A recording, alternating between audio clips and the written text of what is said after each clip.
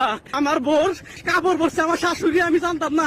কোন দিক দিয়ে যাই না জোরে ধরে শোনা বাকি ময়না বাকি টিয়া বাকি কইয়া এখন দেখে আমার বোন না আমার শাশুড়ি। এরা খরগোশকে চাঁদে পাঠানোর জন্য নিয়ে যাইতেছিল, বাট খরগোশ তো যেতে মোটেও রাজি ছিল না। যখনই রকেটের মধ্যে ভরপুর গাজর দিয়ে ভরিয়ে দেওয়া হয় তখনই খরগোশ রাজি হয়ে যায়। 1 मिनट रुको जरा, ठीक है ना, मैं चलता।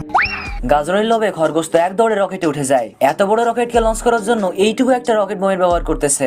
अच्छा মানে এইটা তো অসম্ভব। রকেট এত জোরে উপরে উঠছে যে খরগোশের অবস্থা পুরাই খারাপ।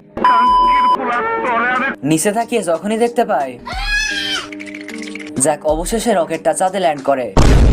চাঁদে আসার পর খরগোশ তো আপন মনে হাঁটতেছিল। আকাশযান থেকে একটা এলিয়েন বেরোয় এন্ড পৃথিবীটা উড়িয়ে দেওয়ার জন্য ক্ষেপণাস্ত্র লাগাইতেছিল। भाई मेरा भाई बता लो मेरा। कैसे कैसे लोग रहते हैं यार यहाँ पर। चलो तुमको पागल कुत्ते का गाड़ी उठा के ले जाएगा, बता रहे हैं। রাকের কন্যা আমার বাসা, আমার বোর কাপড় পরছে আমার শাশুড়ি, আমি জানতাম না। কোন দিক দিয়ে যাই না